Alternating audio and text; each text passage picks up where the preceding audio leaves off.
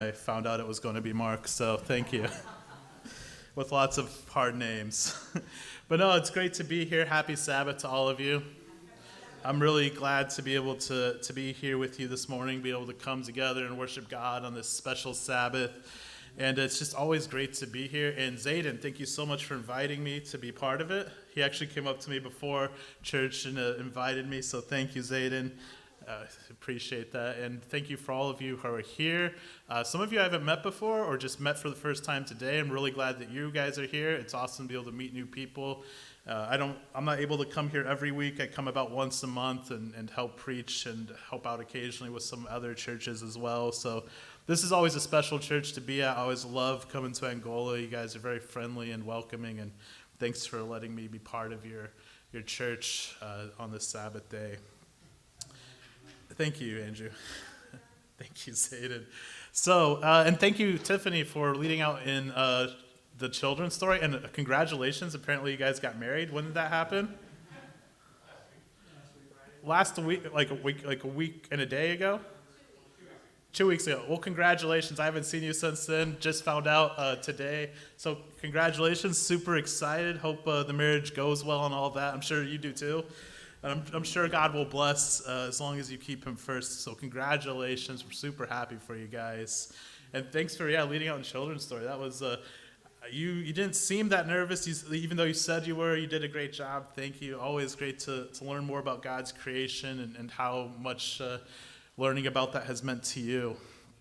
So today we're going to, it's communion. It's also the beginning of December. So it's the beginning of the Christmas time, and that's actually why I picked that passage, because it ties together with both being Christmas and communion, strangely enough. So this story of David and Bathsheba, it doesn't seem like it's a Christmas story, does it? It seems like this is a terrible mistake, and it is, but it also is the beginning of the Christmas story. How do I know that? Because that passage that Mark read today begins by mentioning it, and that is the Christmas story. Matthew 1, the story of how Jesus was born, starts by mentioning the past with the family and pointing out some of the less savory aspects of what it means to be part of a human family. So today we're finishing up the David series, Israel's second king, this guy who at his best points us forward to Jesus, the chosen one. And today is the story of David's downfall, how David fell short, why as awesome as he was in many ways, why he's not actually the Messiah that we're looking for, why we still need someone else, someone better than him. And it's also a story of redemption and a story of hope, even in the midst of this terrible mistake. So the title is David Part 9, Bath, Bed, and Beyond. So if you're interested in following along, I believe there's Bibles in the pews in front of you. So 2 Samuel chapter 11, starting in verse 2, the bath part of the story. Then it happened one evening that David arose from his bed and walked on the roof of the king's house. And from the roof he saw a woman bathing, and the woman was very beautiful to behold, very beautiful to look at. David sees this beautiful woman bathing, and you might think, why is she bathing on a roof? Well, that was actually just the common place. You bathe, beginning of evening, just barely light enough to where you'd be able to see what you're doing, but starting to get dark enough that it's not so easy for everyone else to see who might be on a higher building looking down. But she probably has a screen around her. It's probably hard to see exactly what's happening, but you kind of have an idea what's happening for David. And he sees that she's beautiful. He sees enough of her to recognize that. And this would be a great time for him to look away. That's what he should have done. The story should just be he saw a beautiful woman bathing and he looked away, and then we just go on to the next story. And then if that would have been the case, the story probably wouldn't have even been included in the Bible. But sadly, there's more to the story. Verse 3, so David sent and inquired about the woman, and someone said, is this not Bathsheba, the daughter of Eliam, the wife of Uriah the Hittite? David chooses not to look away. Instead, he decides to check out the situation further. And he asks, who is this beautiful woman I see? She's the daughter of Eliam. Eliam is a member of the 30. The 30 was a group of men, the mighty men of David. This was an elite military group. These were loyal soldiers that had been with David since his time wandering in the wilderness, running away from Saul. They had been loyal to him. They had fought side by side. There's a very good chance at some point he had saved David's life in battle. And her husband is Uriah, another member of the 30. This woman is closely connected to David. Her dad and her husband, both loyal, high-ranking soldiers in David's army. David knew these men personally, had personally chosen them to be part of this elite group of soldiers that fought with him. Her grandfather, we find out in a different part of 2 Samuel, was Ahithophel. He was an advisor to King David, renowned for being wise, for knowing how to think, knowing how to reason things through. It's said later on that his advice was like listening to an oracle of God, like a prophet. That's how well he was respected. When he spoke, people listened as if they were receiving a word from God. So this woman is closely connected with David. When David hears who's her husband and who her father are, and he knows the grandfather as well, he knows exactly who she is now. And yet, David sends for her, and who knows whether his intentions at first were to sleep with her, or whether one thing led to another as they were talking, or whether all along he planned it. Either way, he ends up sleeping with this young woman. He betrays the trust of one of his closest soldiers, her husband Uriah, as well as the trust of her father and grandfather by doing this terrible thing. That's the bed part of the story. As we continue in the story, verse 5, it says, and the woman conceived, she got pregnant, in other words. So she sent and told David, I am with child. Bathsheba finds out that she's pregnant. She tells David, and as we often do when bad news happens and it's our fault, or at least as we're often tempted to do, David responds by trying to cover it up. This is not the ideal scenario. It's only going to make things worse. And very, very often when we try to cover up our mistakes, we oftentimes make things worse, don't we? So David tries to cover it up. He sends for Uriah. Uriah is with the army of Israel. David should have been with that army leading them, but he had stayed behind for some reason. So David sends for Uriah. He asks the news about what's going on. And they talk, and Uriah tells him, here's how the battle's going. We're laying siege to the city, and here's some of the details about it. Then David tells Uriah, go home, go get cleaned up, go spend the night with your wife, and, just enjoy each other's company. Trying to cover it up. He's hoping, David is desperately hoping, that Uriah and his wife will enjoy each other's company, and that when Uriah then later finds out she's pregnant, he'll assume it's his kid, and it will all just be covered up. Bathsheba and Uriah will raise David's son and not be any the wiser. That's what David hopes will happen. But Uriah instead sleeps at the gate of the king's castle or king's palace with the other servants. Just sleeps on the ground next to the servants, and which is not at all what David was hoping would happen. And David sends for him the next day. He's like, why didn't you go home? And in verse 11, Uriah said to David, the ark and Israel and Judah are living in tents, and my lord Joab and the servants of my lord are encamped in the open fields. Shall I then go to my house to eat and drink and to lie with my wife? As you live and your soul lives, I will not do this thing. Uriah's response must have hit David like a ton of bricks. David is not out with the army. He's not facing the same hardships and challenges that they're facing right now. David's staying at his comfortable home in the palace. And not only that, but he's enjoying other people's wives. Meanwhile, Uriah is too honorable to be able to enjoy his own bed, to enjoy his own wife, because he knows that he has duties out there in the field at war, and so he's too honorable to be able to enjoy something that the other soldiers can't currently enjoy. And so David has Uriah stay a second day. He invites him back to the palace. He throws a huge party. He gets Uriah drunk. David is doing everything he can to break down Uriah's sense of honor. And yet Uriah still won't break this sense of honor, this sense of this code of conduct that he has for himself. And once again, he spends the night sleeping on the ground next to the gate with the other servants. Uriah is too honorable. Not that it's a bad thing. It's going to cost him his life, but ultimately, doing the right thing sometimes is hard. Sometimes it doesn't always end well immediately, but sometimes you have to wait for a greater reward later on. And that's the hope of the gospel for us. Amen? Verse 14, how David responds. In the morning it happened that David wrote a letter to Joab and sent it by the hand of Uriah. And he wrote in the letter saying, set Uriah in the forefront of the hottest battle and retreat from him, that he may be struck down and die. So it was, while Joab besieged the city, that he assigned Uriah to a place where he knew there were valiant, strong warriors. Then the men at the city came out and fought with Joab, and some of the people, the servants of David, fell, and Uriah the Hittite died also.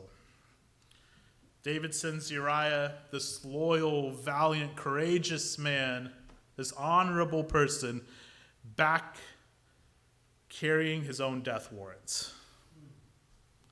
Uriah dies after Joab follows the orders that David gave. Uriah dies fighting valiantly, being punished. Yeah. Do you know if the servants of David that it mentioned there were also some of the elite 30? I'm not sure. That's a good question. It doesn't really say. It's other soldiers for sure. Maybe it was members of the 30 or maybe not. It's a good question, though. I'll have to look that up later for you, see if I can figure it out. But Uriah dies afterwards, being put to death for being too honorable. This was the type of person, the type of leader that early in David's reign, when David was right with God, when David was doing things right, David would have honored and respected. Actually, that's why Uriah got to this position, because David appreciated how honorable and courageous he had been in battle. But now, because David's desperate to cover up his own mistake, other people are being punished for doing the right thing. Joab sends messengers to tell David. He tells him, here's what exactly to say to David, to make sure you mention Uriah died as well, if David starts to get upset about the battle not going well. And so the messengers come and they tell David in verse 25, then David said to the messenger, thus you shall say to Joab, do not let this thing displease you. For the sword devours one as well as another. Strengthen your attack against the city and overthrow it. So encourage him. David is like, I'll play the role of the encouraging person here. That's all I am. I'm just a good king encouraging my commander who's a little bit discouraged. That's what he's trying to come across as. He basically says, well, sometimes bad things happen. Oh, well, what you going to do about it? Yeah, whatever. That's his response to this honorable, loyal soldier giving his life, being murdered by David. David is flippant. When earlier, when he was at his best, he would have mourned this man's loss. Bathsheba, mentioned as the wife of Uriah, hears and mourns the death of her husband Uriah. David waits a respectable amount of time and he marries her. And as far as they're concerned at this point in the story, they think no one knows. They think that they're just going to live happily ever after with no consequences for their actions. That Uriah's death will go unpunished. That there will be no justice served. But God looks on the affliction of Uriah. He looks at what happened to him, and God gives justice. Sometimes in life we think that, like, oh no, like, what's happening? Does God care? Is God going to step in? Is God going to intervene for me? And sometimes God doesn't always do it exactly when we think he should, but in the end, God always gives justice to those who have been hurt, to those who have been oppressed, to those who are needlessly hurt and killed. Because God is a God of justice. So there's that simple verse that said, and the thing that David did displeased the Lord. At the end of verse 27, it says that. So God sees, and God, in chapter 12, he sends Nathan the prophet to go tell David, to go confront David about what David's done. And Nathan does it in a subtle way, which is oftentimes the best way to confront someone. It's rarely a great idea to just be super blunt right off the bat when you're trying to confront someone, but being more gentle, more subtle about it is often a good approach. And so he comes and he tells David this story about two men. One is a rich man who has huge amounts of sheep, huge flocks, and that was very often how wealth was measured back then. How many animals do you own? This man owns lots, more than he can count sheep.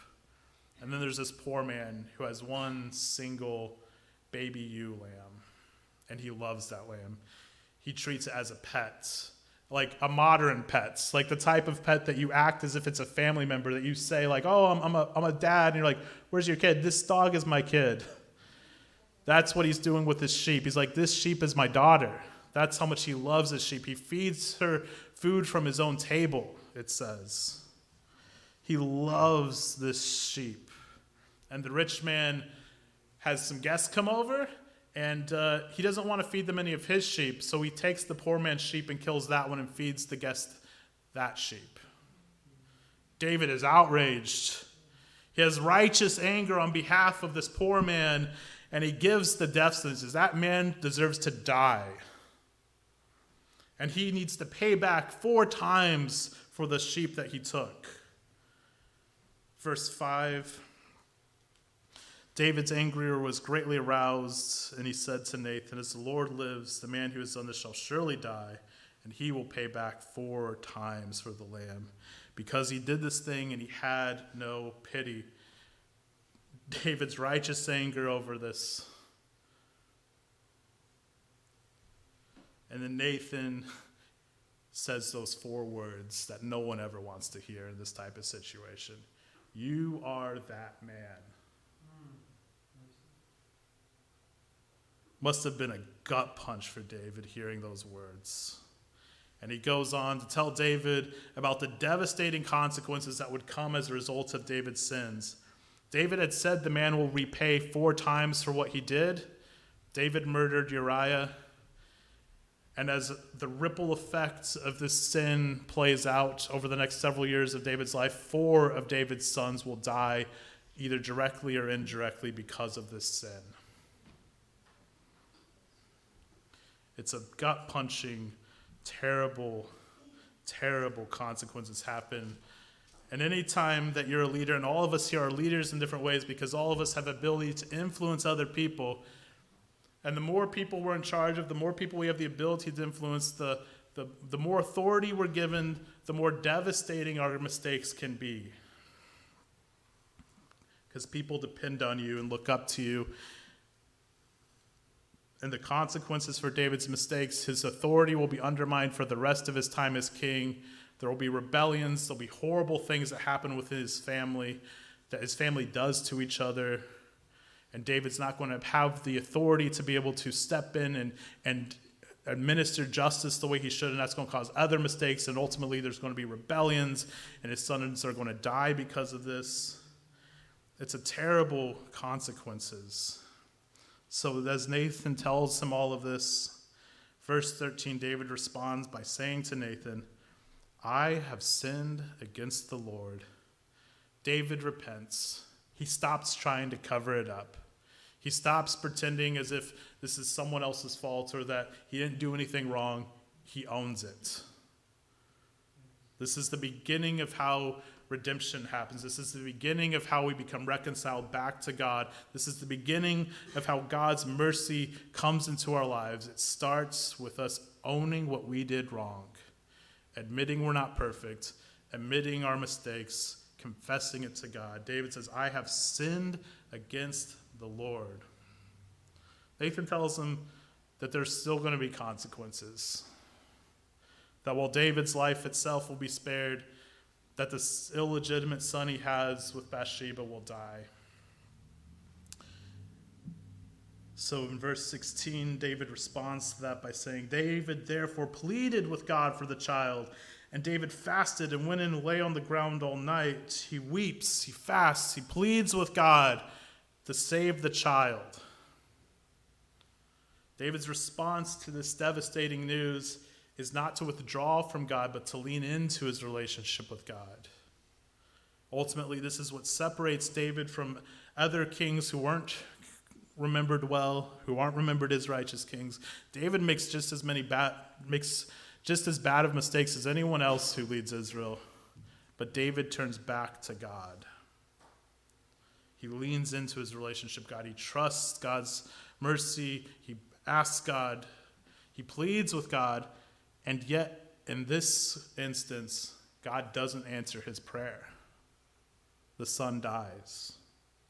That's a painful reality of our lives, that sometimes the prayers we want God to answer most, he doesn't always answer, or at least he doesn't always answer immediately in the way that we wish he would. So David hears this devastating news. And in verse 20, after he's told that his son has died, a son that wasn't even old enough for David and Bathsheba to name yet, he's told that the son is dead. Verse 20, so David arose from the ground, washed and anointed himself, and changed his clothes, and he went into the house of the Lord and worshipped. Then he went to his own house, and when he requested, they set food before him, and he ate. David accepts this. He recognizes he's not angry at God for what God did. He recognizes, no, this is justice. I deserve to have this happen. He's not angry, but rather he goes back to God. He worships God. And even though the rest of David's reign will have the ripple effect of the consequences of David's sins with Bathsheba and then by killing Uriah, trying to cover it up, he moves forward through the rest of his reign with God with him.